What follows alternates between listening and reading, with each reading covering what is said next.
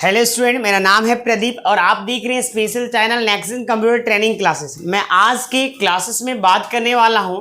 अगर आप बिहार बेल्ट्रॉन का तैयारी कर रहे हैं और अगर आप चाहते हैं एग्ज़ाम को किसी भी तरह का हर हाल में इस बार सीबीटी क्लियर हो जाए तो उसके लिए आपको ध्यान देना होगा स्टूडेंट, ठीक है ना। तो आज के मैं क्लासेस जो लेने वाला हूँ प्रीवियस ईयर का क्वेश्चन है और ये डेडिकेटेड सीरीज होने वाला है स्टूडेंट, है ना। और ये आपका जो बैच है चैलेंज बैच है। तो आज हम छोटा सा स्लोगन के साथ स्टार्ट करते हैं। पिता की मौजूदगी सूरज की तरह होती है। पिता का जो मौजूदगी होता है एक सूरज की तरह होती है। सूरज गर्म जरूर होता है, अगर ना हो तो अंधेरा छा जाता है। जिनके घर में पिता नहीं है उनसे भगवान ना करे ऐसा हो, लेकिन जिनके घर में अगर पिता नहीं है वो घर अंधेरा हो जाता है स्टूडेंट। तो मतलब सूरज तो गर्म होता है, टीचर भी इसीलिए बच्चे के ऊपर गुस्साते हैं या डांटते हैं उसी तरीके से, और माँ बाप का भी बहुत बड़ा योगदान होता है स्टूडेंट यहाँ पे। तो इनको अब अच्छा रखने के लिए, करने के लिए, इनका एक खुशी देने के लिए हम लोग को एक एग्ज़ाम पास करना होगा। और इस एग्ज़ाम में हमको किसी न किसी हर हाल में कम से कम, है ना, सब्जी रोटी खाने के लिए कम से कम आपको एक तरह से देखा जाए स्टूडेंट दाल रोटी खाने के लिए बोल सकते हैं। हमको इतना भर तो खुशी दे ही सकते हैं इस एग्ज़ाम को क्वालिफाई करके। तो चलिए हम स्टार्ट करते हैं बिना टाइम वेस्ट किए हुए। बहुत ही हम करीब से बोल रहे हैं स्टूडेंट और आपको ध्यान देना है। हम चाहते हैं आप लोग का इस बार सिलेक्शन हो, है ना। चलिए स्टार्ट करते हैं स्टूडेंट। पहला क्वेश्चन है आपके कंप्यूटर स्क्रीन पे।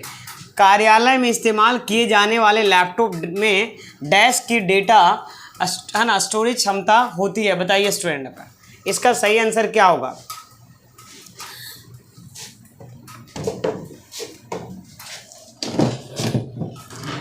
बताइए स्टूडेंट, इसका क्या सही आंसर होगा। जैसे मान लीजिए कि आप वेबसाइट बोल रहे हैं, आप ऑफिस में जॉब करते हैं तो उसमें क्या रहता है, मतलब हार्ड डिस्क जो रहता है या लैपटॉप का स्टोरेज डिवाइस रहता है, क्या रहता है, क्या 512 GB रहता है, 512 TB रहता है, 512 KB रहता है और MB रहता है। इसको बताने से पहले आप ये समझिए KB क्या होता है। KB का फुल फॉर्म होता है किलोबाइट, MB का फुल फॉर्म होता है मेगाबाइट और GB का फुल फॉर्म होता है गीगाबाइट और TB का फुल फॉर्म होता है टेराबाइट। तो कभी भी अगर आप MS ऑफिस में ऑफिशियल वर्क करने के लिए कोई ऑफिस में आप जाते हैं तो देखो KB बहुत कम होता है, सबसे कम आपका KB होता है। तो KB तो कभी होगा ही नहीं, MB में भी नहीं होगा, MB भी नहीं होता है स्टूडेंट। और यहाँ पे आपका क्या 512 TB, 512 TB जो है ना बहुत ज़्यादा हो जाता है। हम लोग maximum 2 TB, 3 TB, 4 TB, 5 TB तक हार्ड डिस्क ले पाते हैं, है ना। और इससे बहुत कॉस्ट हो जाता है एक ऑफिशियल वर्क करने के लिए। तो ये आपका 512 GB बोल सकते हैं, या 1 TB रहता तो 1 TB बोल सकते थे, 2 TB बोल सकते थे, 3 TB, 4 TB, लेकिन 512 TB बहुत हाईएस्ट हो जाता है एक ऑफिस वर्क करने के लिए, स्टोरेज के लिए। चलिए अब आगे बढ़ते स्टूडेंट। यहाँ पे नेक्स्ट क्वेश्चन जवाब दीजिए स्टूडेंट। यहाँ पे नेक्स्ट क्वेश्चन देखिए, क्वेश्चन बताइए और लास्ट में ये जरूर बताइएगा कि आपने टोटल कितना क्वेश्चन सही किया, ठीक है ना। क्वेश्चन बताने में, कमेंट सेक्शन बताने में कोई कमी मत करिए ताकि आपको पता चल पाए और हमें भी पता चल पाए कितना बच्चा जवाब दे पा रहा है स्टूडेंट, है ना। चलिए, स्लाइड शो के दौरान स्क्रीन को काली करने के लिए डैश दबाया जाता है। बताइए, है ना। During the slide show the क्या लिखा हुआ है यहाँ पर, अंडरस्कोर जो भी है ब्लैंक से is press to the turn the screen black. तो बताइए स्टूडेंट इसके लिए क्या करते हैं। अगर ब्लैक स्क्रीन को करना हो तो आप पता है, आप देखिए ये पावर पॉइंट से स्लाइड शो जैसे बोला, ये पावर पॉइंट से आपको क्वेश्चन पूछा गया। तो प्रेजेंटेशन जैसे हम यहाँ पे पावर पॉइंट खोले, यहाँ पे हम आपको बताते हैं, यहाँ पे ये आपको पावर पॉइंट हम खोल के दिखाते हैं। पावर पॉइंट POWER, एक मिनट। चलिए पावर पॉइंट स्टूडेंट हम यहाँ पे खोल देते हैं और यहाँ पे कोई भी प्रेजेंटेशन, फाइनेंस का एक प्रेजेंटेशन है खोल देते हैं। अब इसमें अगर हम F5 करते हैं, F5 से क्या होता है, स्लाइड्स होता है। अगर हम B प्रेस कर देंगे ना तो ये स्क्रीन क्या होगा, ब्लैक हो जाएगा। क्या होगा, यहाँ पे ब्लैक हो जाएगा। वही बोल रहा है कि अगर पावर पॉइंट में प्रेजेंटेशन आप स्लाइड शो मोड में है और उस स्क्रीन को काली करनी है, मतलब ब्लैक करना है, तो आप क्या करेंगे, B कर देंगे। मतलब हम सबसे पहले पावर पॉइंट में स्लाइड शो कर दिए और कीबोर्ड से आप क्या करिएगा, B प्रेस कर दिए, ये देखो ब्लैक स्क्रीन हो जाएगा। क्लियर हो गया यहाँ पे, है ना। चलिए तो यहाँ तक समझ में आ गया स्टूडेंट यहाँ पे, ठीक है। तो क्लियर हो गया स्टूडेंट यहाँ पे। नेक्स्ट क्वेश्चन क्या है स्टूडेंट, जवाब दीजिएगा। चलिए नेक्स्ट क्वेश्चन, तो इसका सही आंसर क्या होगा यहाँ पे, ये हो जाएगा B number. Third number question जवाब दीजिए स्टूडेंट, बताइएगा। थर्ड नंबर क्वेश्चन जवाब दीजिए। MS एक्सेल क्या लिखा हुआ है, रैप टेक्स्ट फीचर्स, टेक्स्ट को समायोजित करने के लिए है ना, लिए डैश को है ना एडजस्ट करता है। बताइए, ध्यान दीजिएगा। The MS Excel wrap text features adjust the dash to adjust the text. मतलब टेक्स्ट को अगर एडजस्ट करना होगा, अगर टेक्स्ट को एडजस्ट करना चाहते हैं तो आपको उसके लिए क्या करेंगे स्टूडेंट, आप अगर टेक्स्ट को एडजस्ट करने के लिए उसे हम क्या करेंगे स्टूडेंट, बताइए। रैप टेक्स्ट को अगर एडजस्ट करना होता है तो उसके लिए हमको क्या करते हैं, रो की ऊंचाई को हम क्या करते हैं, रो की ऊंचाई का यूज करते हैं। रो की ऊंचाई, ये देखिए आपने, ये जो दिख रहा है ना आपका रो की ऊंचाई। देखो सबसे पहले यहाँ पे क्या बोला है, MS एक्सेल, ध्यान से समझिए आप लोग। पहले रैप टेक्स्ट फीचर्स टेक्स्ट को समायोजित करने के लिए एडजस्ट करता है। MS Excel wrap text features adjust the dash to adjust the text. Text को अगर एडजस्ट करना होगा तो रो को हाइट को एडजस्ट करना पड़ता है, या रो को हाइट को क्या कर देता है, ये एडजस्ट कर देता है।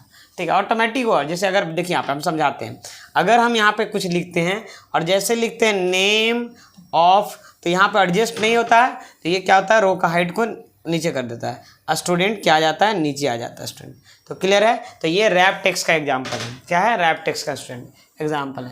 क्लियर, समझ में आ गया। चलिए अब आगे बढ़ते हैं। यहाँ पे फोर्थ नंबर आप क्वेश्चन पे जवाब दीजिएगा स्टूडेंट। फोर्थ नंबर बताइए, फोर्थ नंबर क्वेश्चन का जवाब दीजिएगा।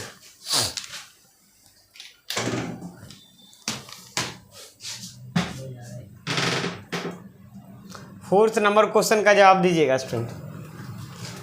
निम्नलिखित सेल को के कंटेंट पर विचार करें। निम्नलिखित है ना सेल्स के कंटेंट पे विचार करिए। बताइए स्टूडेंट यहाँ पे इसका सही आंसर क्या होगा। ठीक है ना, सबसे पहले समझो यहाँ पे ए है और ये बी है, 2 4 3 6 है। चलो ठीक है, यहाँ पे अब यहाँ पे बोला कि C1, यहाँ पे मतलब यहाँ पे अगर ये देखा जाए तो ये क्या हो जाएगा, यहाँ पे ये आपका B है और यहाँ पे C हो जाएगा। ये C1 में फॉर्मूला लिखा गया, यहाँ पे क्या फॉर्मूला लिखा गया, A1 प्लस B डॉलर और यहाँ पे 1 लिखा गया। ठीक है, C1 में फॉर्मूला लिखा, तो C में फॉर्मूला क्या कॉपी किया जाता है तो C2 का मान क्या होगा, बताइए स्टूडेंट। अगर हम इसको कॉपी करते हैं तो इसका क्या रिजल्ट होगा, क्या बोला है यहाँ पे, C1 को क्या बोला जाए, C2 में अगर कॉपी किया जाए। सबसे पहले समझिए, आप लोग बताइए, पहले हम आपको तब हम आप लोग को बताएंगे, पहले आप बताइए, देख लीजिए आप, अब बताइए क्या होगा, उससे जवाब दीजिए। ठीक है ना, चलिए अब जवाब दे दिए आप लोग। अब हम आप लोग को बताते हैं। सबसे पहले देखो यहाँ पे, अगर हम यहाँ पे ये 1 के पहले डॉलर लगा हुआ है तो ये तो यहाँ पे जब नीचे कॉपी करेंगे तो ये A2 बन जाएगा, तो ये 3 ले यहाँ पे आ जाएगा। और उसके बाद आपका क्या आएगा, देखिए यहाँ पे सबसे पहले ये A2 हो जाएगा, फॉर्मूला क्या बन जाएगा, कॉपी करेंगे तो A2 बन जाएगा। सॉरी, इसको इरेज करके दिखाता है, ये देखो यहाँ पे क्या हो जाएगा, यहाँ पे A2 हो जाएगा, मतलब फॉर्मूला देखो यहाँ पे A2 हो जाएगा, फिर प्लस होगा और यहाँ पता है क्या रहेगा, यहाँ जो रहेगा B1 ही रहेगा, ऐसा ही रहेगा, B2 नहीं बदलेगा।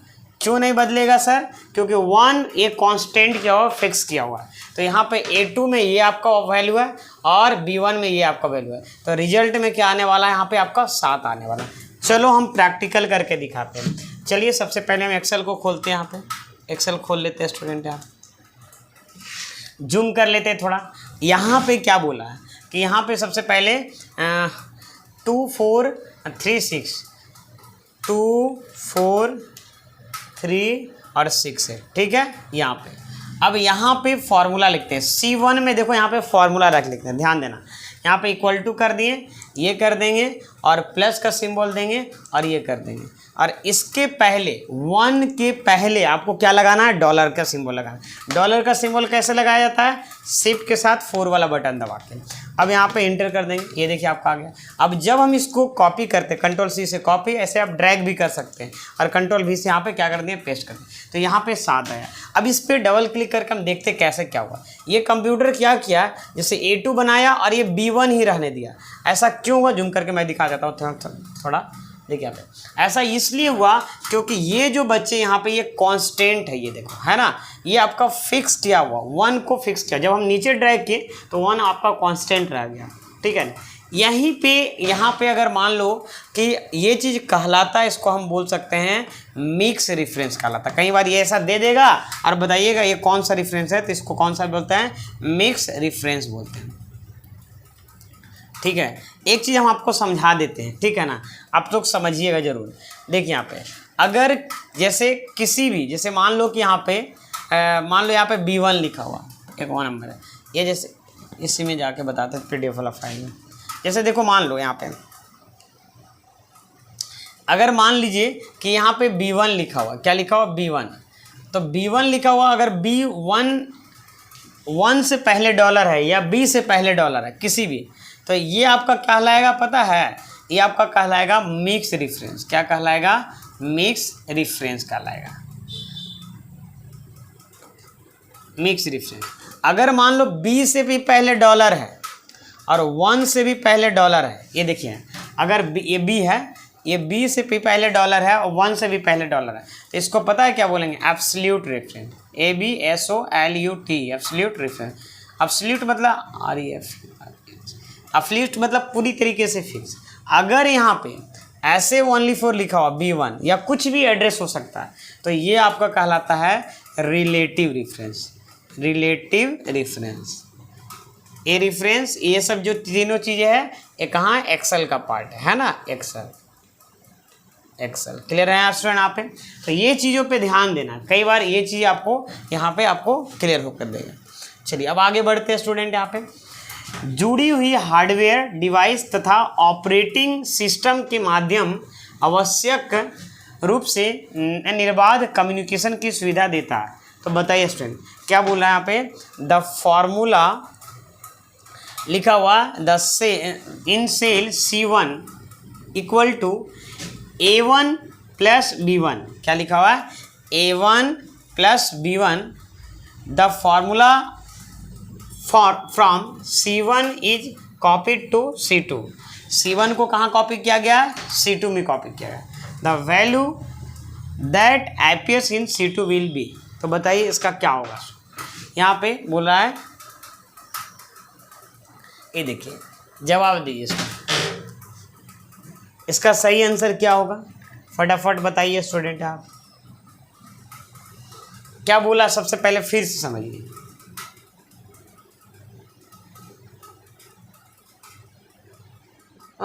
ये तो गलत हो गया, ये स्टूडेंट गलत हो गया, ये आपका एक्सेल का है, फिर ये गलत हो गया, ये तो गलत हो गया, ये तो घोटाला हो गया, ये नहीं होगा, ये नहीं, ये इंग्लिश ही अलग है ना। चलिए कोई बात नहीं। क्या बोला, ये वाला है ऑप्शन, जुड़ी हुई हार्डवेयर डिवाइस तथा ऑपरेटिंग सिस्टम के माध्यम से आवश्यक रूप से निर्बाध कम्युनिकेशन की सुविधा देता है। कम्युनिकेशन का जो सुविधा आपको प्रदान करता है वो पता है कौन करता है, डिवाइस ड्राइवर करता है। ये देखो, ये सॉरी डिवाइस ड्राइवर सॉफ्ट ये करता है, इंस्टॉलेशन ड्राइवर क्या कहलाता है, इंस्टॉलेशन ड्राइवर का, नो डिवाइस ड्राइवर हो जाएगा इसका, डिवाइस ड्राइवर ये होगा स्टूडेंट, है ना। डिवाइस ड्राइवर क्या होता है, सबसे पहले ये समझते हैं, है ना। डिवाइस ड्राइवर समझते हैं, देखो जैसे मान लो कि आप अपने कंप्यूटर में आप लगा के रखें प्रिंटर, और मान लीजिए कि आप प्रिंटर कनेक्ट किए हैं लेकिन आपका प्रिंटर काम नहीं कर रहा हो, प्रिंटर का नाम नहीं दिखाता, तो उसका प्रिंटर का सबसे पहले ड्राइवर इंस्टॉल करना पड़ेगा। उसी तरीके से आपको हार्डवेयर है ना, हार्डवेयर के लिए आपको डिवाइस ड्राइवर आपको इंस्टॉल करना पड़ेगा कम्युनिकेशन के लिए। सब के लिए होता है, ग्राफिक्स ड्राइवर होता है, साउंड कार्ड ड्राइवर होता है, बस आजकल विंडोज़ 11 में या विंडोज़ 10 में ऑटोमेटिक ले लेता है ऑपरेटिंग सिस्टम में, लेकिन विंडोज जब XP हुआ करता था तो अलग अलग सर्विस पैक 1 में सब कुछ डालना पड़ता था बच्चे, ठीक है ना। अब तो समझ ही रहे हैं, सब चीज़ ऑटो होते जा रहा है। नेक्स्ट यहाँ पे चलिए, यहाँ पे जवाब दीजिए, सवाल दीजिएगा। MS एक्सेल, ध्यान देते हैं, MS एक्सेल में लॉक या अनलॉक सेल फंक्शन के कार्य करने के लिए, क्या बोला है, लॉक या अनलॉक सेल फंक्शन के कार्य करने के लिए इनमें से किस विकल्प का इनेबल किया जाना चाहिए, बताइए। यहाँ पे इसका सही आंसर क्या होगा, बताइए। क्या बोला, इन एक्सेल, यहाँ पे लिखा हुआ student, which of the option should be enable for the lock और unlock cell function to work, बताइए। तो इसका सही आंसर क्या होगा, जवाब दीजिएगा स्टूडेंट आप। देखो यहाँ पे अगर हम कोई भी लॉक करना चाहते हैं तो उसके लिए हम लोग क्या करना होगा, प्रोटेक्ट वर्कबुक का यूज करना पड़ेगा। किसका यूज करना पड़ेगा स्टूडेंट, यहाँ पे प्रोटेक्ट। आपको हम बता चुके हैं प्रोटेक्ट वाला बच्चे आएगा ही आएगा। ये प्रोटेक्ट वर्कबुक, ये 3rd नंबर वाला प्रोटेक्ट वर्कबुक वाला फंक्शन का यूज करना पड़ेगा। प्रोटेक्ट वर्क है ना, वर्कबुक फंक्शन की इनेबल करने की आवश्यकता है स्टूडेंट। क्लियर है यहाँ पे, ठीक है। चलिए नेक्स्ट है यहाँ पे बहुत अच्छा क्वेश्चन, और ये वेरी वेरी इंपॉर्टेंट क्वेश्चन है स्टूडेंट। यहाँ पे ध्यान दीजिएगा। यहाँ पे क्या बोला है, मेल मर्ज के लिए डेटा सोर्स के रूप में एमएस एक्सेल स्प्रेडशीट तैयार करने के लिए यह सुनिश्चित करें कि आपके स्प्रेडशीट में डैश के नाम उन फील्ड के नामों से सुमेलित हो जिसे आप अपनी मेल मर्ज को इंसर्ट करना चाहते हैं। इसका क्या मतलब हुआ, सुमेलित एक वर्ड है, इसका क्या मतलब हुआ, अब इसको हम पढ़ते हैं। To prepare an MS Excel spreadsheet as the data source for the mail merge, make sure that the name of the dash in your spreadsheet match, क्या लिखा वहाँ पे, match the names of the fields you want to insert into your mail merge। देखो यहाँ पे इसका सही answer क्या होगा, आपको क्या इसका देखो यहाँ पे मेल मर्ज के लिए डेटा सोर्स के रूप में एमएस एक्सेल स्प्रेडशीट तैयार करने के लिए यह सुनिश्चित करना आपके स्प्रेडशीट डैश उसके नाम मतलब उन फील्ड के नामों को, है ना। तो आपको यहाँ पे क्या ध्यान रखना है, कॉलम का। ये देखिए आप ऐसे ध्यान दीजिएगा कि आप यहाँ से इस तरीके से आप रखते हैं, है ना, ये ध्यान दीजिए यहाँ पे। और यहाँ पे फील्ड नेम का मतलब पता है क्या होता है, हेडिंग। ये आपका यहाँ पे जैसे नेम हो गया, यहाँ पे इंसर्ट टू योर ईमेल मर्ज, तो कहाँ इंसर्ट करेंगे, कॉलम में इंसर्ट करेंगे, है ना। यहाँ पे क्लियर हो गया, यहाँ पे क्लियर। इस तरह का सही आंसर ये हो जाएगा। नेक्स्ट क्वेश्चन क्या है, यहाँ पे ध्यान देते हैं स्टूडेंट। आप नेक्स्ट क्वेश्चन क्या है, यहाँ पे ध्यान दीजिएगा। लिखा हुआ है वायरलेस नेटवर्क का इस्तेमाल करते समय, क्या बोल रहा है, वायरलेस नेटवर्क का इस्तेमाल करते समय SSID इनमें से किसे निरूपित करता है, बताइए स्टूडेंट। मतलब यहाँ पे SSID का फुल फॉर्म क्या होगा, बताइए स्टूडेंट, ठीक है ना। किसे निरूपित करता है, फुल फॉर्म नहीं पूछ रहा है, इससे किसे मतलब निरूपित करता है। When using wireless network the SSID represent which of the following, किसको रिप्रेजेंट करता है स्टूडेंट यहाँ पे, तो यस को इन करता है। Union identifier of a wireless network, unique identifier of wireless network, इसको आइडेंटिफाई करने का काम करता है कौन, SSID। क्लियर है। चलिए ये नेटवर्किंग से क्वेश्चन है स्टूडेंट यहाँ, ठीक है। चलिए अब यहाँ पे आगे बढ़ते हैं स्टूडेंट। यहाँ पे क्या बोला है, MS पावर पॉइंट में स्लाइड सॉर्टर व्यू के संदर्भ में निम्नलिखित में से गलत कथन का चयन कीजिए, बताइए। गलत मतलब रॉन्ग कथन का चयन कीजिए, बताइए यहाँ पे। Select the incorrect statement from the following which reference to slide sorter view in MS PowerPoint. सबसे पहले आपको ये पता होना चाहिए स्लाइड सॉर्टर किस मेनू में होता है, व्यू मेनू में। स्लाइड सॉर्टर है ना, प्रेजेंटेशन व्यू ग्रुप के अंदर एक ऑप्शन होता है जो थंबनेल्स के रूप में दिखाता है, ठीक है ना। शायद आपको पता ही होगा, जैसे आपको अगर आप मेरे रेगुलर व्यूअर हैं तो आपको पता होगा कि जैसे ध्यान दीजिएगा, ये आपका पूरा पावर पॉइंट में प्रेजेंटेशन बना हुआ है। आप चले जाओ व्यू मेनू में और यहाँ पे एक ऑप्शन है स्लाइड सॉर्टर। शायद आपको मैं जूम करके दिखाऊं तो आप देख पाए, ये आपका क्या है, स्लाइड सॉर्टर है। अब यहाँ पे स्लाइड सॉर्टर में जाने के बाद यहाँ पे इस पे जब क्लिक करते हैं तो ये क्या दिखा दिया, थंबनेल्स मोड में करके आपको दिखा देता है। तो यहाँ पे अब ये समझिएगा क्या बोलना चाह रहा है, स्लाइड शो थंबनेल्स फीचर्स के रूप में करता है। तो पहला वाला ऑप्शन तो सही बता रहा है, पहला ही वाला ऑप्शन है ना। कौन सा ऑप्शन गलत है बोल रहा ना, तो सही है, तो ये वाला तो गलत पूछ रहा है यहाँ पर। बोला किसी स्लाइड के कंटेंट को प्रवर्तित करता है, treat the slide as thumbnails, treats slide as thumbnails picture, ये तो ऊपर वाला है। किसी भी स्लाइड कंटेंट को मतलब चेंज नहीं करता है, ये गलत ऑप्शन दे रहा है। ठीक है, ये इंग्लिश तो ठीक है, ये कॉपी हो गया लगता है ये वाला। ठीक है, तो ये आपका गलत आंसर है, मतलब यू कैन से कि ये बोला है कि आपका इसमें से कौन आपका इनकरेक्ट है, तो ये आपका इनकरेक्ट है, सेकेंड नंबर वाला। ठीक है ना, समझ में आ गया स्टूडेंट। इसे सेलेक्ट करने के लिए एक स्लाइड पर क्लिक करना पड़ता है। हाँ, एक स्लाइड को डिलीट करता है, एक स्लाइड को डिलीट करता है, डिलीट्स और स्लाइड, एक स्लाइड को डिलीट करता है। प्रॉब्लम स्लाइड सॉर्टर के संदर्भ में से कथन गलत का चयन कीजिए। ऑप्शन सही है ना इसमें,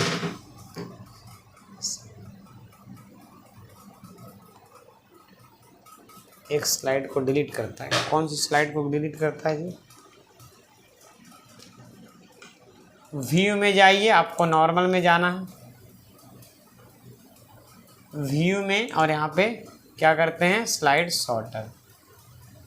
एक मिनट, व्यू में स्लाइड सॉर्टर, नहीं ये तो कुछ नहीं वैसे कर रहा है, एक स्लाइड को डिलीट करता है। सेलेक्ट करने के लिए एक स्लाइड पर क्लिक करता है, ये वाला ऑप्शन तो नहीं, यही सही आंसर होगा स्टूडेंट, है ना। यहाँ पे कोई परिवर्तन नहीं होता, ठीक है ना, पता नहीं वो ऑप्शन।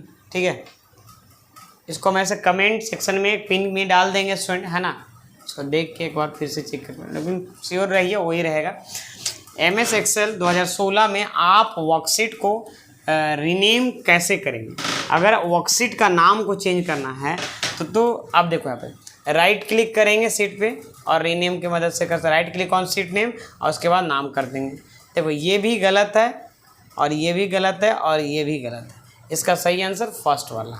ठीक है ना, कौन सा स्टूडेंट आप, फर्स्ट वाला है। ठीक है, क्लियर है यहाँ पे। ठीक है, चलिए नेक्स्ट क्या स्टूडेंट आप जवाब दीजिएगा। ठीक है ना, निम्नलिखित में से कौन सा कमांड बटन मतलब MS एक्सेल में सेल के कंटेंट का फॉन्ट साइज नहीं परिवर्तित करता है?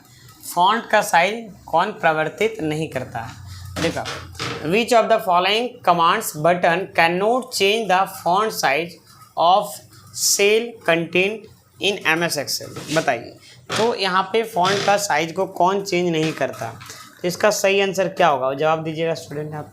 देखो आप, फॉन्ट का जो साइज है लिखा हुआ कैन नॉट कंटेंट का फॉन्ट साइज नहीं परिवर्तित करता है।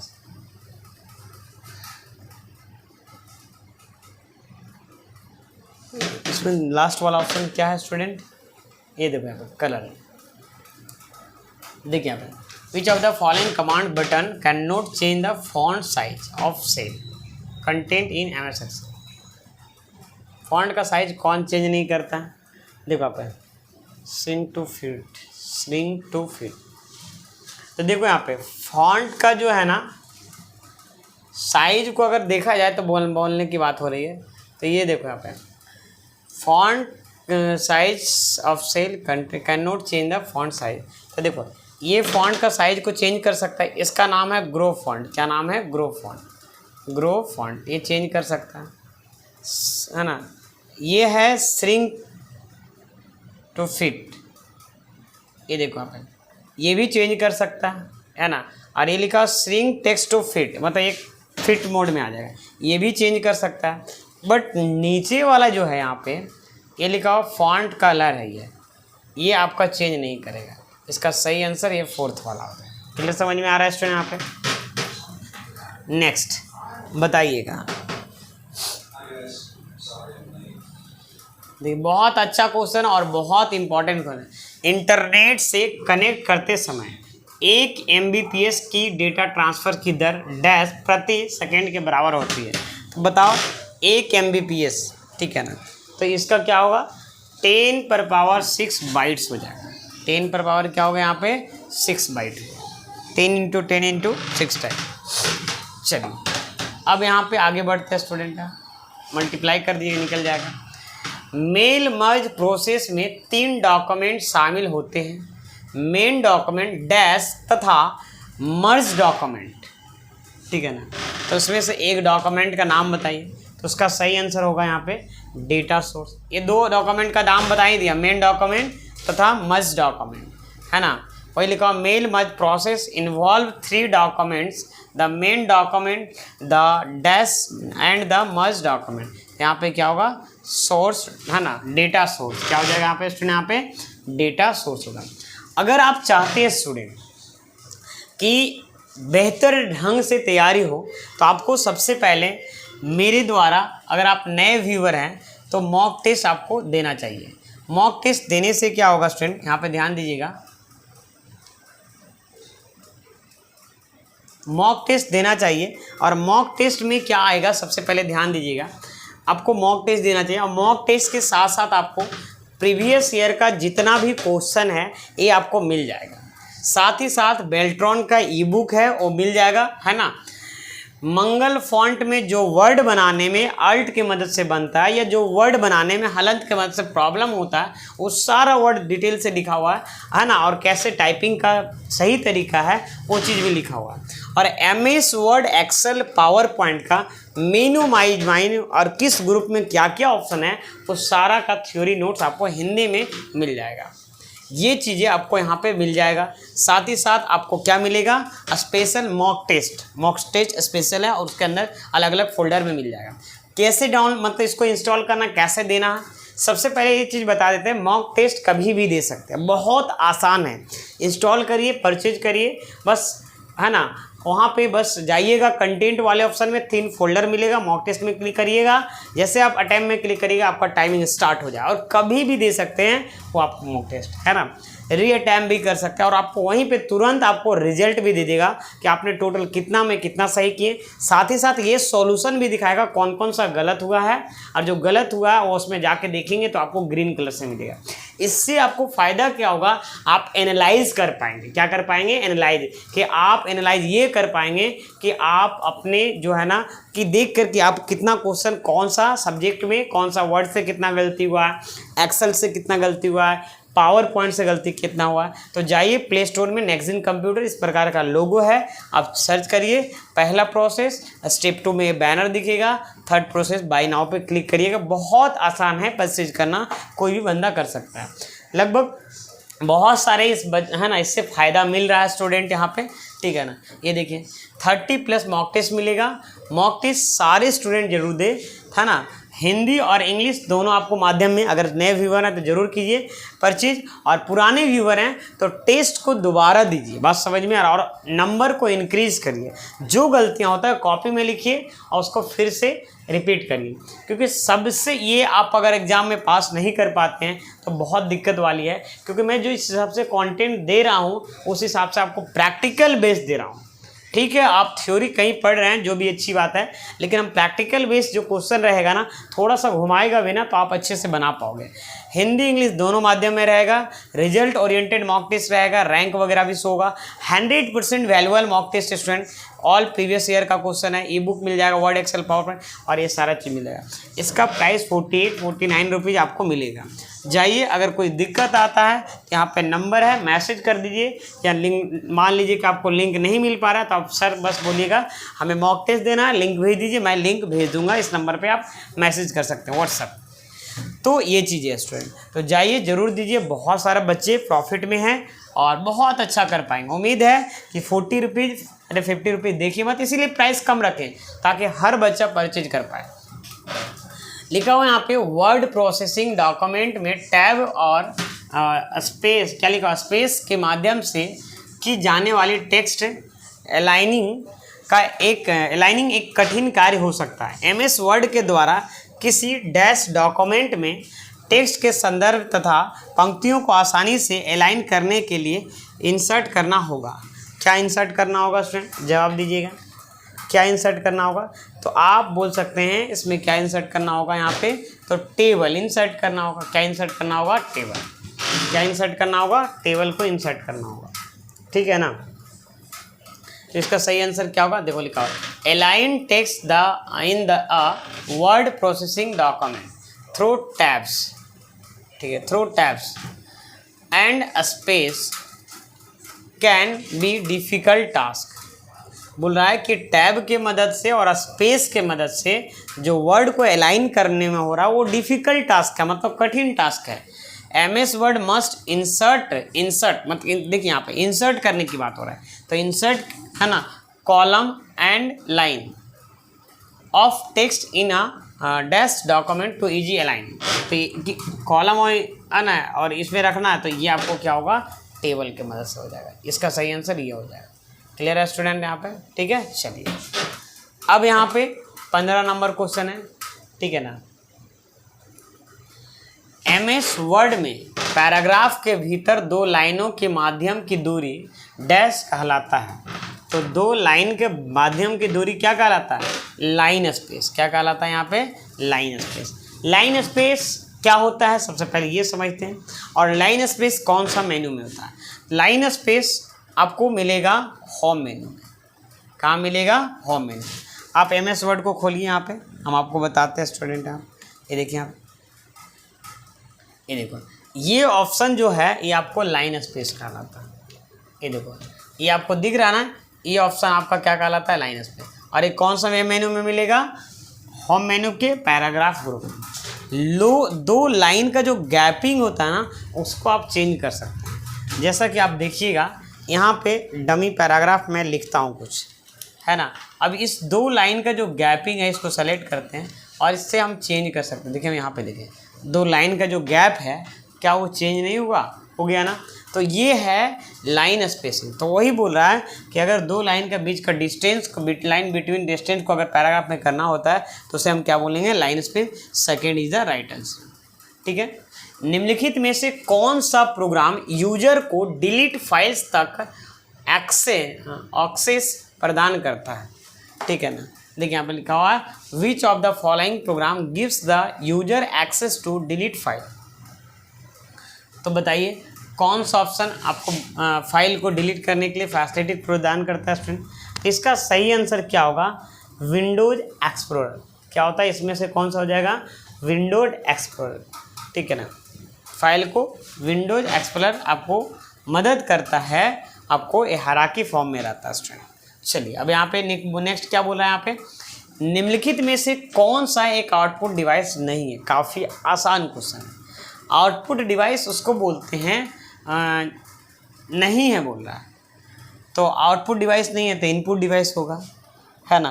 तो देखो यहाँ पे ये जो है ना, प्रिंटर एक आउटपुट डिवाइस है, मॉनिटर भी एक आउटपुट डिवाइस है, प्लॉटर भी एक प्रकार का प्रिंटर हो जाता है जो बैनर वगैरह प्रिंटर में, स्कैनर डॉक्यूमेंट को स्कैनिंग करने के पर्पज से, इसीलिए ये इनपुट डिवाइस है। कौन सा डिवाइस है? Input device. इसका काम क्या होता है? कोई भी डॉक्यूमेंट को स्कैन करना, इसीलिए इनपुट डिवाइस सिस्टम। इस टाइप का भी एक दो क्वेश्चन रहेगा बेसिक वाला। निम्नलिखित में कौन सी टेक्नोलॉजी का उपयोग बैंकों द्वारा चेक की प्रक्रिया के लिए किया जाता है? बैंक में देखो यहाँ पे सबसे पहले समझो, यहाँ पे बैंक में दो तरीके से ट्रांजैक्शन हम लोग करते हैं जनरली। हम और भी कई तरीके से होता है ट्रांजैक्शन की बात नहीं। जैसे एक होता है चेक, मतलब चेक के जरिए होता है ट्रांजैक्शन, कैश के जरिए। कैश वाला देखते हैं ना, गिनने वाला मशीन होता है। और एक चेक को यहाँ पे बोला बैंकों द्वारा चेक की प्रक्रिया के लिए, है ना। बैंकों द्वारा चेक, ये कौन सा चेक की बात कर रहा है? निम्नलिखित कौन सी टेक्नोलॉजी का उपयोग बैंकों द्वारा चेक की प्रक्रिया के लिए किया जाता है? तो देखो ये वाला होता है, ये वाला, इसका नाम क्या है? Magnetic ink character reader. ये क्या होता है स्टूडेंट? मैग्नेटिक इंक, इसका फुल फॉर्म क्या होता है? Magnetic ink character reader. Ink character reader, character reader है। रीडर या रिकॉग्नाइजेशन भी कभी कभी बोला जाता है, तो आपको ये याद रखना है स्टूडेंट, ठीक है। ये भी आपको फुल फॉर्म भी पूछा जा सकता है। नेक्स्ट है यहाँ पे देखो क्या लिखा हुआ है 241.1.2.234 is a class dash IP address. ये किस क्लास से संबंधित है बताइए। देखो सबसे ये शायद हम आप लोग को नहीं पढ़ाएं, लेकिन हम आपको बता दे रहे हैं, ये जो है ना क्लास E के अंतर्गत आता है। कुछ शायद है ना नेटवर्किंग वाला चैप्टर में हमको याद नहीं आ रहा है, शायद पढ़ाए जरूर होंगे। ये आपको जाके ज़रूर देखिएगा स्टूडेंट, आप AE कैटेगरी के अंदर आता है, ठीक है ना। कुछ मतलब उस तरह का कोड है जो इससे इतना तक ये आता है, ठीक है ना।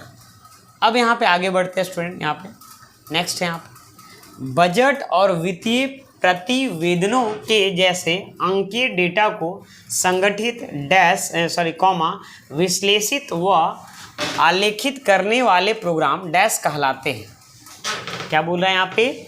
Programmes the organise analyse and document digital data such as budget and financial reports are called. जिसे हम क्या बोलते हैं स्टूडेंट यहाँ पे?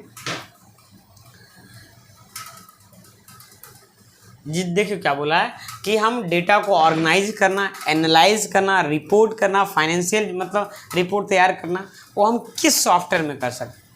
ये तो होगा नहीं और ये भी नहीं होगा, ये आपका हो जाएगा स्प्रेडशीट। इसका सही आंसर क्या होगा स्टूडेंट यहाँ पे? स्प्रेडशीट। ये DBMS का काम होता है, डेटा बेस को रिकॉर्ड करके रखना, तो इसमें ये भी नहीं होगा। ये आपका सही आंसर ये हो जाएगा। क्लियर है यहाँ पे? चलिए आप लोग सारे बच्चे टेस्ट जरूर दीजिए, और टेस्ट देने के बाद पता है खाली टेस्ट दीजिए, दे के छोड़ मत दीजिए कितना नंबर आता है। आप इसमें जाइएगा, आपको टेस्ट जब दीजिएगा तो आप ध्यान दीजिएगा, मॉक टेस्ट में आपको क्या है, सबसे पहले बिहार इसमें अच्छा आपको दिखाइएगा, डिस्क्रिप्शन में लिंक है, उसमें आप टेलीग्राम में जुड़ के भी आप है ना, वहाँ पे आपको लिंक शेयर किया हुआ है, या नहीं तो मेरा नंबर है 9 अरे यार कलर चेंज हो जा, सिम 9835522160। इस नंबर पे बस मैसेज कर दिएगा, सर हमको लिंक नहीं मिल रहा है, लिंक भेज दीजिए मॉक टेस्ट के लिए, मैं भेज दूंगा। सबसे पहले मॉक टेस्ट देने का क्या सही तरीका होना चाहिए? मॉक टेस्ट को ओपन करना है और आपको 60 मिनट देना है, ठीक है ना। 60 मिनट देना है, 60 क्वेश्चन रहेगा, हिंदी इंग्लिश दोनों में देना है। और आपको देने के बाद, देने से जैसे टिक करते उसी समय आपको ये भी पता लगना चाहिए कि सर वर्ड का ये क्वेश्चन है, एक्सेल का, आपको पता होना चाहिए। ऐसा नहीं कि अंदाजे पे तीर मार रहे हैं तो गलत है। अभी आपके पास 14 दिन टाइम है बिहार बेल्ट्रॉन के एग्जाम में, ठीक है ना। आप बहुत अच्छा कर सकते हैं, बहुत अच्छा नहीं बहुत अच्छा कर सकते हैं। बात समझ में आ रहा ना? तो टेस्ट आप देने से पहले पता होना चाहिए क्वेश्चन MS वर्ड का है, इंटरनेट का है, नेटवर्किंग का है, एक्सेल का है, पावर पॉइंट का है, ये आपको पता होना चाहिए।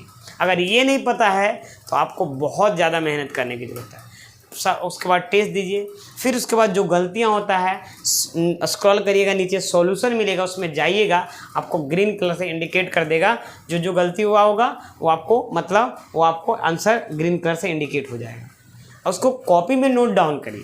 मान लीजिए 60 आंसर में 40 गो सही है या 30 गो सही है, 30 गो गलत को उसको अब उसी टेस्ट को दोबारा दीजिए। अगर फिर गलती होता है इसका मतलब फिर एनालाइज करके कुछ किए ही नहीं। ध्यान से समझ पा रहे हैं जो बोल रहे हैं? ऐसे ही देना होगा टेस्ट। अगर आप खाली दे रहे हैं टेस्ट कुछ, अरे बहुत सारे मेरे पास बच्चे वो सर टेस्ट का नंबर इंक्रीज कहाँ से होगा भाई? उसको एनालाइज करने के बाद उसको देखो, कोई गलती करेगा और दोबारा फिर वही गलती करेगा तो सुधरेगा गलती? सेम गलतियां मत करो। गलती करने के लिए मना नहीं है, सेम गलतियां मत करो, सेम क्वेश्चन को गलती मत करो। तो ऐसे आप तैयारी करिए। बहुत बच्चे को फ़ायदा हुआ, जरूर जाइए आप टेस्ट दीजिए, आपको बहुत सारा टेस्ट में मिलने वाला है फ़ायदा। एप्लीकेशन का लिंक आपको डिस्क्रिप्शन में मिल जाएगा, या नहीं तो फिर आपको यहाँ पे नेक्स्ट प्ले स्टोर पे भी मिल जाएगा, और नहीं तो मेरा नंबर पे आप क्या कर सकते हैं, इस नंबर पे आप मेरे को मैसेज कर सकते हैं कि लिंक प्रोवाइड कर दिए। जाइए टेस्ट दीजिए। यकीन मानिए अभी भी 14 दिन है। अब इसका प्राइस इसीलिए स्टूडेंट यहाँ पे 49 रुपीज़ रखें कि कोई भी बच्चा जाकर परचेज कर सकता है, एकदम बोलते हैं ना बहुत कम प्राइस में, है ना। चलिए अब यहाँ पे बता देते हैं, ठीक है ना, क्योंकि देखो हम आपको पढ़ा सकते हैं, एनालाइज करने का काम जो है ना आपको खुद होना चाहिए। वहाँ पे हम आपका चेक नहीं कर पाएंगे, बात समझ में आ रहा ना। एनालाइजिंग का काम आप ये है कि देखो कोई भी चीज़ में आपको, एक बिजनेस है, बिजनेस को भी प्रॉफिटेबल में ले जाना होगा तो सबसे पहले गलतियाँ पे ध्यान देना होगा कि हम जो गलतियाँ कर रहे हो क्या गलतियाँ कर रहे हैं, उसको सुधार करना होगा, तब तो होगा ना। उसी तरीके से जो क्वेश्चन में गलतियाँ आ रही हैं जिसमें, वो आपको सुधार करना होगा और उसी को टेस्ट को रीटेस्ट देना होगा।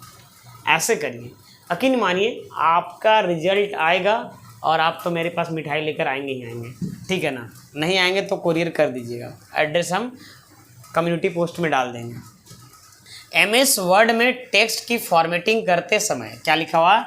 MS वर्ड में टेक्स्ट की फॉर्मेटिंग करते समय निम्नलिखित में से कौन सा वैध विकल्प नहीं है जो उपलब्ध होता है? बताइए।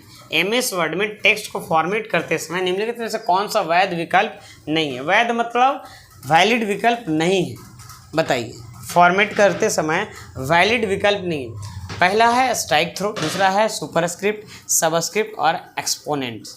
देखो यहाँ पे ये जो है ये वाला वैलिड विकल्प नहीं है। फोर्थ नंबर क्या स्टूडेंट, यहाँ पे फोर्थ नंबर जो है वैलिड। एक्सपोनेंट अलग चीज़ हो गई, ये एक्सपोनेंट होता है। तो ये सुपरस्क्रिप्ट है, सबस्क्रिप्ट है, स्ट्राइक थ्रो भी है, लेकिन ये आपका नहीं है। सुपरस्क्रिप्ट समझते हैं ना, जैसे मान लो x² देखिएगा ऐसे रहता है, सबस्क्रिप्ट ऐसे रहता है, और स्ट्राइक थ्रो जी ऐसे रहता है। जैसे मान लो यहाँ पे लिखा हुआ PATNA पटना, ये देखो ऐसे बीच में रहता है। तो ये हो गया ये स्ट्राइक थ्रो, मतलब लोगो सबका बता दिए। चलिए अब यहाँ पे आगे बढ़ते हैं स्टूडेंट। आप नेक्स्ट क्या है यहाँ पे ध्यान दीजिएगा, ठीक है ना, ठीक है ना, क्लियर। MS एक्सेल में सेल स्टाइल फीचर्स के संदर्भ में निम्नलिखित में से कौन सा कथन सत्य नहीं है? बताइए कौन सा कथन सत्य नहीं है। क्या बोला है यहाँ पे? Which of the following statement is not true, मतलब ट्रू नहीं है, with reference to cell style features in MS Excel. क्या बोला है यहाँ पे कि कौन ऑप्शन ट्रू नहीं है? तो बताइए स्टूडेंट, जवाब दीजिए क्या होगा इसका सही आंसर। देखो यहाँ पे सबसे पहले क्या बोले, यहाँ पे सबसे पहले समझते हैं स्टाइल फॉर्मेटिंग कैरेक्टरिस, जैसे फॉन्ट का नाम, साइज, कलर, अलाइनमेंट और स्पेसिंग एक सेट होता है। हाँ ये सेट तो होता ही है, सही बोल रहा है। तो ये यहाँ पे बोला क्या, सही तो बोला है, लेकिन यहाँ पे ये बोल रहा है कि बताइए कौन सा ऑप्शन ट्रू नहीं है। ये ऑप्शन तो ट्रू है, ठीक है ना। नेक्स्ट क्या बोला है यहाँ पे? MS एक्सेल में फॉर्मेटिंग के लिए अनेक बिल्ट इन स्टाइल होती है। हाँ पहले से स्टाइल नहीं होता है, बिल्ट इन मतलब हम खुद से थोड़ी बनाते हैं स्टाइल को, बिल्ट इन स्टाइल भी बहुत सारा होता है।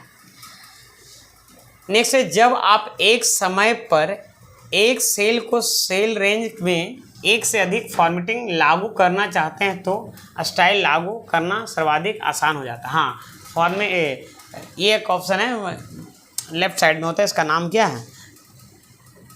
फॉर्मेट पेंटर है ना, इसका यूज करना आसान हो जाता है। यहाँ पे बोला इससे पंक्ति की ऊंचाई या स्तंभ की चौड़ाई परिवर्तित होता है। क्या फॉर्मेट करने से उसका स्टाइल और ऊंचाई में फ़र्क पड़ता है? नहीं, साइज वगैरह बढ़ाएंगे तब वगैरह पड़ता है, बात समझ में आए। तो ये आपका ऑप्शन क्या है? ये ट्रू नहीं है, मतलब ये सही आंसर आपका हो जाएगा, है ना। समझ पा रहे हैं यहाँ पे? चलिए नेक्स्ट आगे बढ़ते हैं स्टूडेंट। आप इनपुट आउटपुट डिवाइस सीधे मदरबोर्ड से जुड़े इलेक्ट्रॉनिक मॉड्यूल से जुड़े होते हैं जिन्हें डैश कहा जाता है। इनपुट आउटपुट सीधे मदरबोर्ड से जुड़े होते हैं, इलेक्ट्रॉनिक मॉड्यूल से जुड़े, जिन्हें क्या कहा जाता है? बताएं उन्हें क्या कहा जाता है स्टूडेंट? पहले बोला है डिवाइस कंट्रोलर, दूसरा है डिवाइस ड्राइवर, तीसरा है IO कंट्रोल यूनिट। तो उसको क्या बोला जाता है? डिवाइस। IO डिवाइस सीधे मदरबोर्ड से जुड़ा होता है, मतलब IO का मतलब क्या हुआ? I का मतलब इनपुट और O का मतलब क्या हुआ? आउटपुट। तो यहाँ पे आपका सही आंसर क्या होगा स्टूडेंट? यहाँ पे डिवाइस है ना, क्या हो जाएगा? Device controller. क्या हो जाएगा यहाँ पे? Device controller. ठीक, सही समझ में आ गया स्टूडेंट। अरे एक टेढ़ा क्यों चल रहा है भाई?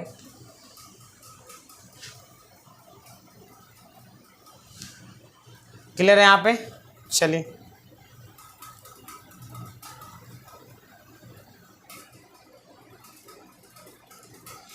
आपने एक एक्सेल लिखा हुआ है, एक्सेल स्प्रेडशीट में 5 विभिन्न है ना कॉलम में डेटा एंटर किया। क्या बोला कि एमएस एक्सेल स्प्रेडशीट में 5 अलग अलग कॉलम में डेटा को एंटर किया, ठीक। लेकिन आपने देखा कि आप तीसरे स्तंभ में उपलब्ध सूचना को पढ़ नहीं पा रहे हैं। तीसरे कॉलम की सूचना जो इंफॉर्मेशन उसको आप पढ़ नहीं पा रहे हैं। आगे क्या बोला, आप सभी 5 स्तंभों की जैसी दिखावट चाहते हैं, आपको क्या करना चाहिए? तो बताइए क्या करेंगे, बताइए। अब यहाँ तो हम ऐसे रैप टेक्स्ट करेंगे, लेकिन यहाँ पे इसका सही आंसर क्या है, चारों को सबसे पहले समझना होगा, है ना। अब यहाँ पे क्या करेंगे, यहाँ पे स्टूडेंट क्या बोला, यहाँ पे तीसरे स्तंभों के उपलब्ध सूचना को पढ़ नहीं पा रहे हैं। देखो यहाँ पे सबसे पहले यहाँ पे ध्यान दो, यहाँ पे क्या बोला है, ऐसे बोला है कि भैया आपका 5 कॉलम, 1 2 3 4, तो ये 5 कॉलम रो अभी बना लेते हैं।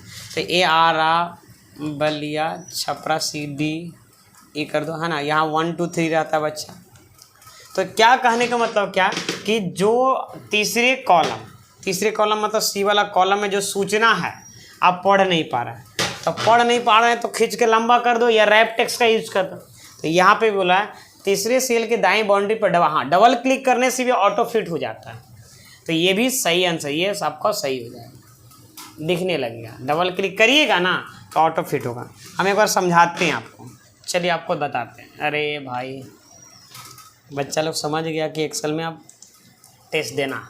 देखिए यहाँ पे जैसे हम ले लेते हैं, मान लीजिए नेम ले लेते हैं, कोर्स ले लेते हैं, और यहाँ पे मान लो लेते हैं COURS course fee of month, ठीक। तो ये आप मान लीजिए कि ऐसे तो डी में चला गया, पढ़ नहीं पाते मतलब अंदर घुस जाता है, तो इस पर डबल क्लिक करते हैं ना, ये देखो सेल बड़ा हो जाता है। डबल क्लिक यहाँ पे बाउंड्री पे क्लिक करिएगा तो आपको बड़ा हो जाएगा। तो वही पूछ रहा है। चलो हम आपको एकदम 0 लेवल से बताते हैं, क्या पता आप थोड़ा बहुत जानते होंगे, थोड़ा बहुत नहीं जानते होंगे, तो लोगों को लगता है कि सर बहुत धीरे बताते हैं, लेकिन क्या करिएगा, है ना। हम जानते हैं एग्ज़ाम नज़दीक है, लेकिन जो हम पढ़ा रहे हैं तरीके से अगर पढ़ रहे हैं तो आपका एग्ज़ाम 110% निकल जाएगा। हम रटवा नहीं रहे हैं, एकदम सीधे से, मतलब वो अगर क्वेश्चन आता है या उससे बगल में से नज़दीक से क्वेश्चन आता है तो आपको आ जाएगा। MS पावर पॉइंट में डैश की सेटिंग के लिए ट्रिगर विकल्प का उपयोग किया जाता है। ट्रिगर विकल्प का उपयोग किया जाता है, बताइए। इन MS पावर पॉइंट, क्या लिखा हो, in MS PowerPoint the dash की setting is use for the trigger option, है ना। बताइए, setting use for trigger option, trigger विकल्प का उपयोग किया जाता है। तो इसमें किसका यूज किया जाता है, एनिमेशन का, इंसर्ट है चार्ट का, और क्या है स्टूडेंट यहाँ पे, तो यहाँ पे ट्रिगर एनिमेशन का नाम हुआ, और एनिमेशन ट्रांजिशन का, स्लाइड एनिमेशन डिजाइन का। तो इसमें देखिए क्या बोला, MS पावर पॉइंट में की सेटिंग के लिए ट्रिगर विकल्प का उपयोग किया जाता है, ये एनिमेशन का, ये देखो। चलिए ट्रिगर विकल्प, ट्रिगर ऑप्शन, ठीक है ना। नेक्स्ट 26 नंबर बताइएगा स्टूडेंट आप।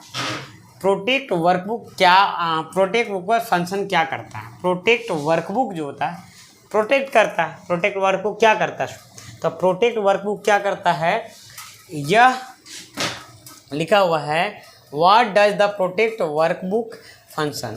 तो लिखा हुआ यह वर्कबुक को इस तरह से रक्षित मतलब प्रोटेक्ट करता है कि इस तक केवल वही लोग पहुंच सकते हैं जिनके पास इनका पासवर्ड है। मतलब वर्कबुक मतलब समझ में आ रहा ना, पूरा वर्क का किताब मतलब पूरा सीट में पासवर्ड डाल दे जो खुला हुआ है, ठीक है ना। तो यहाँ पे कैमरा चेक करते रहिएगा।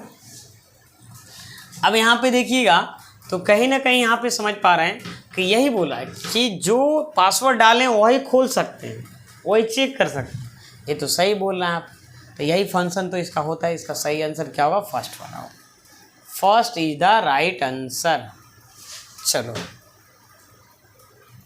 नेक्स्ट 27 नंबर, MS वर्ड में मेल मर्ज के लिए यदि आप MS एक्सेल में डेटा सोर्स का इस्तेमाल कर रहे हैं तो इसमें कुछ स्पेसिफिकेशन मिल जाते हैं। इस संदर्भ में निम्नलिखित में से कौन सा कथन गलत है, बताइए कौन सा कथन गलत है। लिस्ट में कोई रिक्त स्तंभ या पंक्तियां नहीं होनी चाहिए। क्या बोल रहे हैं यहाँ पे, रिक्त में मतलब रिक्त मतलब क्या हुआ, खाली हुआ। लिस्ट में कोई रिक्त स्तंभ या पंक्तियां नहीं होनी चाहिए। सबसे पहले बोलना क्या चाह रहे हैं ये समझो पहले। अगर देखो यहाँ पे MS वर्ड खोल तब समझाएंगे, पाएंगे जल्दी बहुत अच्छा से। यहाँ पे एक मेलिंग ऑप्शन है, मेलिंग ऑप्शन में जाके सेलेक्ट टाइप न्यू लिस्ट में ये जो ऑप्शन देते हैं तो ये आपका क्या कहलाता है, डेटा सोर्स कहलाता है। ध्यान दीजिए, ये आपका क्या कहलाता है, डेटा सोर्स। तो डेटा सोर्स जो हम यहाँ से बना पा रहे हैं वो चीज़ माइक्रोसॉफ्ट एक्सेल से भी बना सकते हैं। तो वो बोल रहा है कि आप एक कॉलम या एक रो को डेटा डालते समय आप खाली नहीं छोड़ सकते हैं। ये बात सही बोला जा रहा है, ऐसा कर सकते हैं, ठीक है ना। तो यहाँ पे यही है कि आप नहीं कर सकते हैं। तो ये कौन सा है ना, हाँ। तो ये लिस्ट में कोई भी रिक्त मतलब खाली, स्तंभ मतलब कॉलम, पंक्तियों को है ना नहीं होना चाहिए। There should be no blank column और नो और रो इन द लिस्ट। तो ये सही ऑप्शन है, ठीक है। तो इसका आंसर क्या होगा, फर्स्ट वाला। क्या आंसर पूछा था इसको एक बार और हम पढ़ के बता देते हैं कि for mailing merge in MS Word if you are using a data source, मतलब मेल मर्ज के मदद से आप डेटा सोर्स के रूप में माइक्रोसॉफ्ट एक्सेल का यूज कर रहे हैं, Excel, it may get some specification. इसमें कुछ खास क्या है, in this context which of the following statement is incorrect.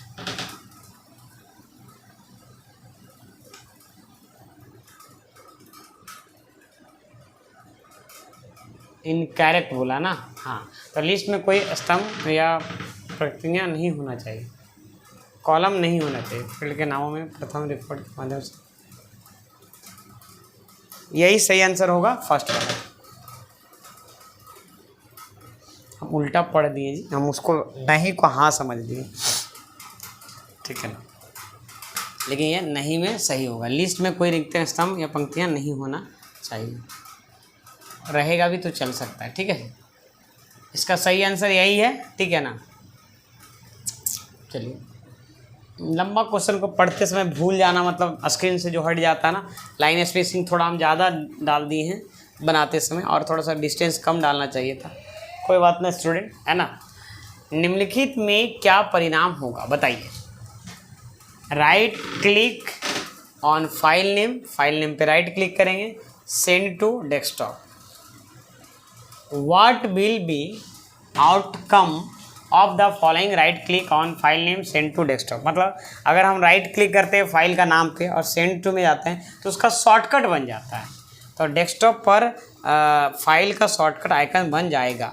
ये सही आंसर, सही आंसर क्या होगा यहाँ पे, ये बन जाएगा सेकेंड नंबर।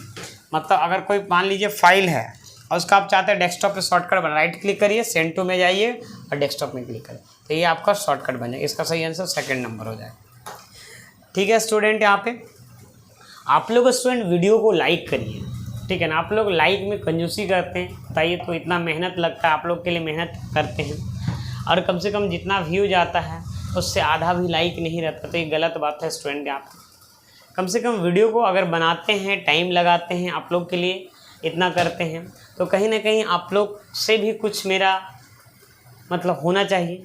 जैसे आप लोग को मोटिवेशन की ज़रूरत है, जैसे हम बीच बीच में मोटिवेट करते हैं, उस तरीके से लाइक, शेयर और कमेंट करके ज़रूर मोटिवेट करिए एक अच्छे टीचर्स को। मेरे को नहीं, सभी टीचर्स को, क्योंकि टीचर्स जो होता है ना, बहुत ही, एक टीचर ही जो है जो बच्चे के बारे में अच्छा सोच सकता है। कभी भी नेता सोचेगा कि सब जनता बेवकूफ़ रहे, डॉक्टर सोचेगा हमेशा लोग बीमार रहे, एकदम बीमार रहे, या नहीं तो बीमार रहे या एक्सीडेंट होते रहे ताकि मेरे पास आए।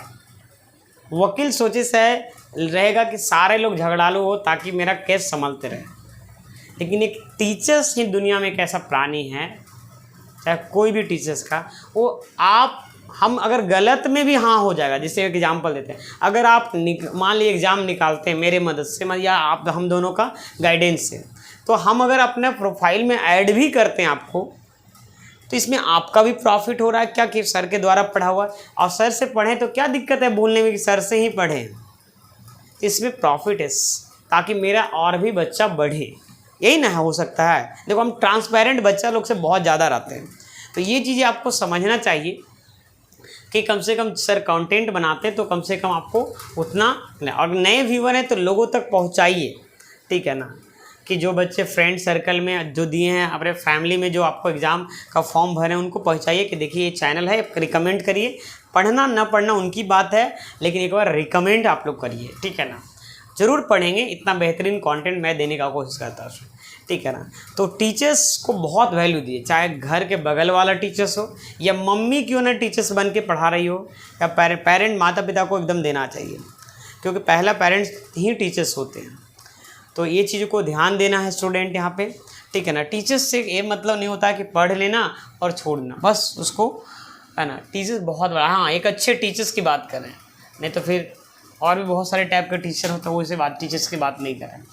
एक वर्कशीट से दूसरी वर्कशीट में जाने के लिए निम्नलिखित में से कौन सा शॉर्टकट की यूज करेंगे।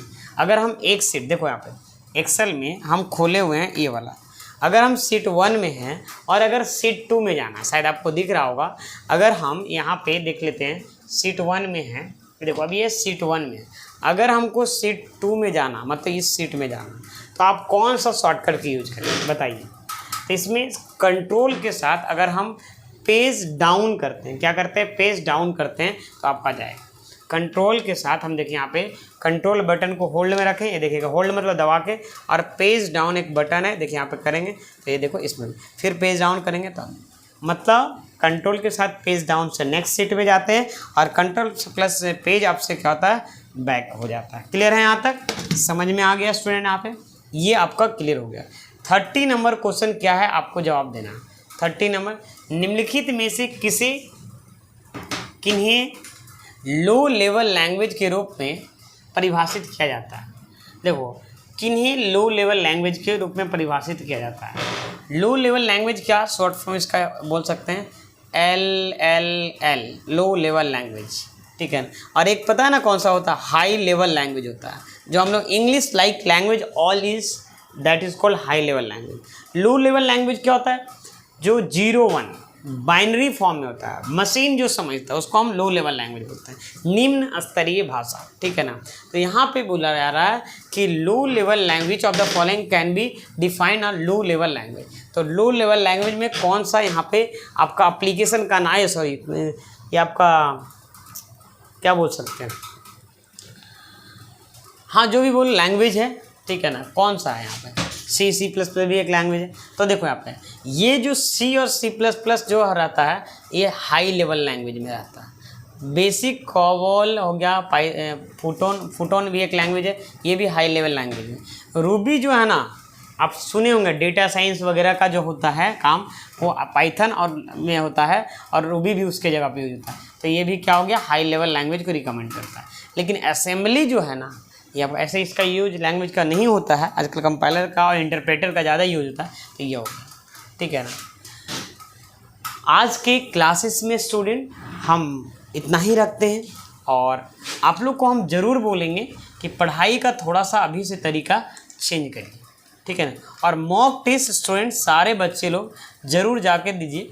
और जाते जाते हम आप लोगों से एक छोटा सा फिर से मोटिवेट कर देता हूँ। दुनिया में एक ही वो शख्स है जो अपने से आपको अपने से ऊपर आगे देखना चाहता है, उनका नाम क्या है, पिता। पिता ही एक ऐसे शख्स हैं जो आपको अपने से ऊपर देखना चाहते हैं। ऐसा इसलिए क्योंकि देखिएगा किसी के घर में क्या होता है ना, पेरेंट्स डांटते हैं बच्चे को अपने बहुत ज़्यादा, स्कूल जाने के लिए, ट्यूशन जाने के लिए बहुत डांटते हैं, मारते भी हैं।